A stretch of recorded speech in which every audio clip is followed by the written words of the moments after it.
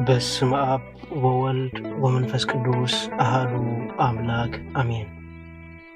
ምግባር ሰናያት መሐረና አምላኽ አቡን ጎይታናን አምላኽናን መድኃኒያን ኢየሱስ ክርስቶስ ሰቲሩናን ረዲእናን ዓቂብናን ተቐቢልናን ራሪብልናን ደጊፍናን ክሳዕ እዛ ሰዓት እዚኣ ኣብፂሕና እሞ ነመስግነለና። ሕጂ እውን ንዕኡ በዛ ቅድስት ዕለት እዚኣን ብኩሉ ዘመን ህይወትናን ብፍጹም ሰላም ክዕቅበና ንኩሉ ዝመልኽ እግዚአብሔር አምላኽ ንለምን ነው። ኦ ጎይታና እግዚአብሔር ኩሉ እትመልኽ አቡን ጎይታናን አምላኽናን መድኃኒናን ኢየሱስ ክርስቶስ ልዕሊ ኩሉ ኩነታትን ምእንቲ ኩሉ ኩነታትን ኣብ ውሽጢ ኩሉ ኩነታትን ነመስግነካ ኣለና። ስለዝሰተርካናን ዝረዳእካናን ዝዕቐብካናን ናባኻ እውን ስለዝተቐበልካናን ስለዝረሃርሃካልናን ዝደገፍካናን ክሳዕ እዛ ሰዓት እዚኣ እውን ስለዘብፅሐካናን ነመስግነካ ኣለና። ኦ መፍቀሬ ሰብ ካብቲ ሰናያትካ ንሓትን ልምና ኣሎና። ነዛ ቅድስቲ ዕለት እዚኣን ኣብ ኩሉ ዘመን ህይወትናን ንዓኻ ብምፍራሕ ብፍጹም ሰላም ክንፍጽሙ ሃበና። ኩሉ ቅንዓት ኩሉ ፈተናን ኩሉ ግብሪ ሰይጣንን ምኽሪ ክፉኣት ሰባትን ብኡን ግሁድን ዝኾነ ምልዓል ጨላእን ካባ ይርሕቕ። ካብ ኩሉ ህዝብኻ እውን ኣርሕቕ። ካብዚ ቅዱስ ቦታኻ እውን ኣርሕቕ። ኩሉ ሰናያትን ዘድሊ ነገር ዓድለና። ምኽንያቱ ንስኻ ኢኻ ተመንን ዕንቅርቢትን ኩሉ ሓይሊ ጸላእን ክንረግጽ ስልጣን ዝሃብካና። ካብ ኩሉ ክፋእ ኣድሕንናን ባልሃናን እምበር ኣብ ፈተና ይትእትወና። በቲ ሓደ ወድኻ ጎይታናን ኣምላኽናን መድኃኒናን ኢየሱስ ክርስቶስ ምእንቲ ፍቕሪ ሰብ ኢሉ ብዝገበሮ ጸጋን ምሕረትን ምሳኻ ማዕረም ዝኾነ ወሃቢ ህይወት መንፈስ ቅዱስን ክብርን ግርማን ውዳሴን ኣምልኾን ብሕብረት ምስኡናትካ እዩ ሎምን ኩሉ ሳዕን ንዘለዓለም ዓለም ኣሜን። ስለ ቃላቱ ስም እግዚአብሔር አምላክና ይኽበር ይመስገን። እግዚአብሔር አምላክ በደልናን ኃጢአትናን ከይተመልከተ በድጋሚ በቃላቱ ክንጻራራ በቃላቱ ክንሕደስ በቃላቱ ክንፍወስ ስለዝፈተወን ስለዝፈቐደን ክብርን ምስጋናን ኣምልኾን ውዳሴ ዝግደትን ንዕኡ ንበይኒ ይግባእ። ንሱ ኣብ ተጸዋዓሉ ካብኡ ዘይትፍለ ቅድስተ ቅዱሳን ንጽሕተ ንጹሃን ኣቁራሪተ መዓት ናይ ሓዲስ ኪዳን ኩርቤል ዝኾነት ኣዲና ቅድስት ድንግል ማርያም ነቲ ኣማናዊ ዝኾነ ምግቢ ህይወት ነቲ ኣማናዊ ዝኾነ መስተ ህይወት ስለዝሃበትናን ዝወለደትናን ወዳ ጎይታናን መድኃኒናን ኢየሱስ ክርስቶስ ብዘኽበራን ብዘፍቀራን መጠን ክብሪ ምስጋናና ይኹንና። ኩሎም መላእክቲ ነቢያት ሐዋርያት ጻድቃን ሰማዕታት እግዚአብሔር አምላክ ብዝሃቦም ክብርን ማዕርግን ይመስገኑ። ናይ ሎሚ መዘራረቢ ኣርእስትና ኣምላኽ ኣብ ህይወትና ስለምንታይ ስቕታ ዘፍቅድ። ሓደ ግዜ ኣብ ህይወትና ንጽሊ ንጸውም ኣብ ቅድሚ ኣምላኽ ንበኪ፣ ነገር ግን ሰማይ ስቕ ዝበለ ትመስል። ናይ ኣምላኽ መልሲ ስቕ ዝበለ ይመስል። ሓገዝ ክትረክብ ትጽሊ፣ እቲ ጸገም ግን ኣዝዩ ንብዙሕ ግዜ ይጸንሕ። ኣንፈት ተሓተት ግና እቲ መገዲ ጸልማት ይኸውን። ናብ እግዚአብሔር ኣምላክ ትጽውዕ፣ ነገር ግን እግዚአብሔር ኣምላክ ዘይመለሰ ኮይኑ ይስምዓካ። ስለዚ እዚ ነገር እዚ ኣብ ዘጋጥመካ እዋን ብዙሕ ግዜ ኣምላኽ ኣበይ ኣሎ? ስለምንታይ ኣምላኽ ንድምፀይ ዘይሰምዖ? ስለምንታይ ኣምላኽ ንጥርዓነይ ዘይሰምዖ ኢልካ ምስ ነፍስኻ ትምጉት።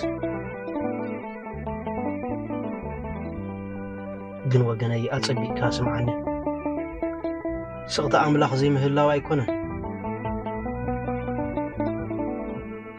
ሰማይ እውን ስቕ እንተበለት ነገር ግን እግዚአብሔር ኣምላክ ይሰርሕ እዩ ዘሎ። ታሪኽ ቅዱስ ዮሴፍ ዘክር። ዮሴፍ ንጹህ እኳ እንተነበረ ናብ ጉድጓድ ተደርበየ፣ እሙን እኳ እንተነበረ ባርያ ግን ኮነ። ጻድቕ ነይሩ ግና ናብ ቤት ማዕሰርቲ ተደርበየ። ኣብ ህይወት ዮሴፍ እግዚአብሔር ኣምላክ ንብዙሕ ዓመታት ስቕ ዝበለ ይመስል ነበረ። ነገር ግን እቲ ስቕታ መቕጻዕቲ ነበረ ወገነይ። እግዚአብሔር ኣምላክ ስቕ እንተበለ ዝቕጻዕካ ዘሎ ኮይኑ ይሰማዓኻ። እግዚአብሔር ኣምላክ ንዝዓበየ ክብሪ፣ ንዝዓበየ ማዕርግ፣ ንዝዓበየ ረሕዋ የዳልወካ ኣሎ። ስቕታ ናይ እግዚኣብሔር ኣምላክ ኣብ ቅድሚ ዮሴፍ ምድላውን ዮሴፍ ኣብ ልዕሊ ግብፂ ነበረ። እግዚኣብሔር ኣምላክ ንዮሴፍ ኣብ ልዕሊ ዙፋን ግብፂ ከደይቦ የዳልዎ ነበረ። ሓደ ግዜ እግዚኣብሔር ኣምላክ ኣብ ውሽጥና ገለ ነገር ይሃንጽ ስለ ዘሎ ስቕታ ይፈቅድ። ትዕግስቲ፣ ትሕትና፣ እምነት፣ መንፈሳዊ ሓይሊ እዚኦም ክሳብ እንረክብ እግዚኣብሔር ኣምላክ ስቕ ዝበለ ይመስል።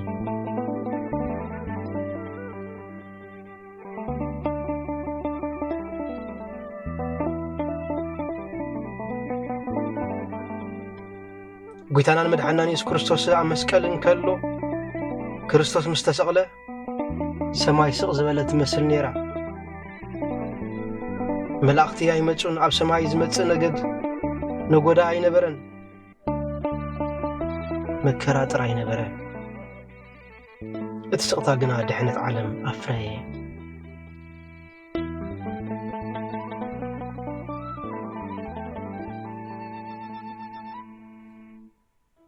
እግዚኣብሔር ኣምላክ ኣብ ህይወትካ ስቕ ክብል ከሎ እምነትካ ኣይትንስእን። ምኽንያቱ ኣብቲ ስቕታ ኣምላኽ ንነፍስኻ ይቕርጽ ኣሎ፣ ኣምላኽ ንእምነትካ ይፍትን ኣሎ፣ እግዚኣብሔር በረኸትካ የዳልወልካ ኣሎ።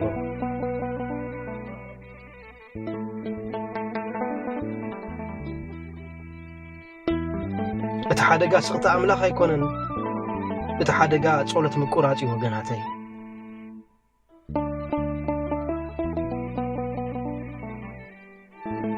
ቅዱሳን እምነት ኣብ ጸልማት ከም ትብርትዕ ይምህሩና። ከምቲ ቅዱስ ይስሐቅ ሴራዊ ዝበሎ ኣብ መከራ ዝተወልደ ጸሎት ካብ ምቹእ ጸሎትን ላዕሊ ቀልጢፉ ናብ ሰማይ ይበጽሕ ይብለና። ስለዚ ሎሚ ህይወትካ ስቕ ዝበለ ኮይኑ እንተተሰሚዒካ ጸሎትካ ይተቋርጽ፣ ምትእምማንካ ይተቋርጽ፣ ንኣምላኽካ ይትሕደግ። ምኽንያቱ ንድሕሪት ተመሊስካ እትርእየላ መዓልቲ እትጸውየላ መዓልቲ እንሆ ትመጽእ ኣላ። ንኹሉ መከራኻን ንኹሉ ሽግርካን እትዕልለሉ ንሰባት እትምህረሉ ግዜ ይመጽእ ኣለዎ። ኣምላኽ ስቕ እኳ እንተበለ ንህይወትካ ዝሽከማ ዘሎ፣ ንህይወትካ ዝመርሓ ዘሎ፣ ንህይወትካ ዘማእዝና ዘሎ ብስቕታ ግን ንሱ እዩ። ስለዚ ንስቕታ ኣምላኽ ኣይትጠራጠር። ኣብ ህይወትካ ይሰርሕ እዩ ዘሎ፣ ኣብ ህይወትካ ይሃንጽ እዩ ዘሎ፣ ኣብ ህይወትካ መሰረት ይቕምጥ እዩ ዘሎ። እግዚኣብሔር ኣምላክ ናይ ኩላትና ህይወት ብስቕታ ይቕይር እዩ ዘሎ። ስለዚ ወገነይ ብፍጹም ብእግዚኣብሔር ኣምላክ ተስፋ ይትቑረጽ። ጸሎትካ ቐጽል፣ ትሕትናኻ ቐጽል፣ ትዕግስትኻ ቐጽል። እግዚአብሔር አምላክ በስቕታ ይዓይ ዘሎ ስለ ቃላቱ ስም እግዚአብሔር አምላክና ይኽበር ይመስገን። ንዝነበረና ጊዜ ባሪኹን ቀዲስን ስለ ዝሃበና ክብርን ምስጋናን ኣምልኾን ውዳሴን ስግደትን ንዕኡ ንበይኑ ይግባእ። ስብሃት ለእግዚአብሔር።